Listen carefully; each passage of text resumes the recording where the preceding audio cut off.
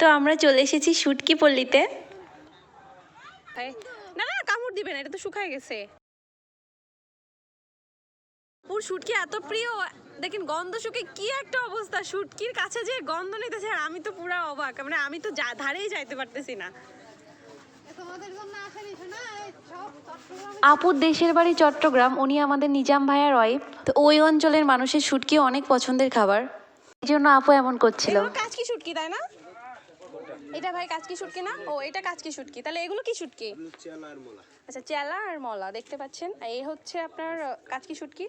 এই কাচকি শুটকিটা আমি খেয়েছি, কারণ এটা অতটা গন্ধ লাগে না, যেহেতু অনেক ছোট মাছ, এজন্য শুকায় বেশি, গন্ধ কম লাগে। যত প্রকার শুটকি রয়েছে সবচেয়ে জনপ্রিয় হচ্ছে চাপা শুটকি আর লইটা শুটকি। এই যে আপু দেখেন লইটা শুটকির পাশেই দাঁড়িয়ে রয়েছে। আমি যেবার কক্সবাজার গেছিলাম, সাথে করে লইটা শুটকি, কাচকি শুটকি আর চিংড়ি শুটকি নিয়ে এসেছিলাম। যেহেতু অনেক মানুষের সাথে ওঠা বসা, ঢাকায় যখন এসেছি তখন অনেকেই আমাকে বলেছে শুটকি খেতে নাকি অনেক মজা। তো এ কারণে আমি একটু শখ করে নিয়ে এসেছিলাম যে আসলেই কেমন লাগে। বিশ্বাস করেন গাইস, আমি একদমই খেতে পারিনি। বিশেষ করে যে জনপ্রিয় লইটা শুটকিটা আছে, ওইটা আমি রান্না করতে করতেই বমি করে দিয়েছিলাম। আমি ইউটিউব থেকে এবং আমার হাজবেন্ডের কলিগের যারা ওয়াইফরা আছে তাদের থেকে অনেক রেসিপি নিয়েছি, কিন্তু কোনোভাবে এটা খেতে পারি। আমার হাজবেন্ড বলেছিল সে নাকি একবার খেয়েছে লইটা শুটকি ভর্তাটা, কিন্তু বলেছিল যে নাকি ভালো লেগেছে, এই জন্য আমি একটু ট্রাই করেছিলাম। আমরা দুজনই সাতক্ষীরার মানুষ, ও আগে কখনো খাইনি, এখানে এসেছে, এখানে আসার পরে একটু একটু করে খাওয়া শিখছে। তবে হ্যাঁ, আমি কাচকি শুটকি এবং চিংড়ি শুটকিটা খেয়েছি, এটা অতটা গন্ধ লাগে না, মানে পুরাপুরি গন্ধ খুব একটা লাগে না, যদি গরম জলে সুন্দরভাবে সেই প্রসেসিং করে রান্নাটা করা হয়।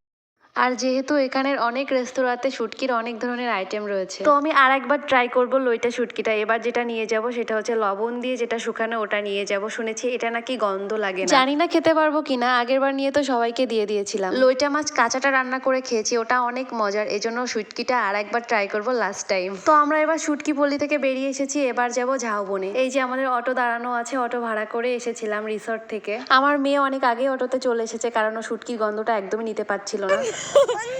গন্ধ কোথায় কোথায় গন্ধ মাম্মা? কোথায় গন্ধ? মাম গন্ধ? ও আচ্ছা মাম গন্ধ, আচ্ছা ঠিক আছে। শুটকি পল্লী থেকে বেরিয়ে একটু দোকানের দিকে যাব, সবাই কিছু কেনাকাটা করবে। এই যে দেখুন আমার ছাড়, মেয়ের টুপি মাথায় দিয়ে মেয়েকে কোলে নিয়ে এগিয়ে যাচ্ছে। তাকে আমি কখনো আমার ভিডিওতে আনতে পারিনি, কারণ সে আমাকে প্রথমেই বলে দিয়েছিল তোমার পেজ ইউটিউব কোনো কিছুতে আমাকে ইনভলভ করো না। যেটুকু তাকে দেখেছো ব্যাকগ্রাউন্ড সাইড থেকে, তার এগুলো পছন্দ না, বাট সে আমাকে বলেছিল সামাজিকতা বজায় রেখে আমি করতে পারি, কোনো সমস্যা নেই, যেন তার প্রেস্টিজের উপরে কোনো ইফেক্ট না পড়ে। আজকে কেন জানি না কি মনে করে তোমাদেরকে হাই হ্যালো দিল, হয়তো মুডটা ভালো আছে এজন্য। তো মানুষটা একটু রাগী হলেও হ্যাঁ মনটা অনেক ভালো, এই জন্য আমি লাকি।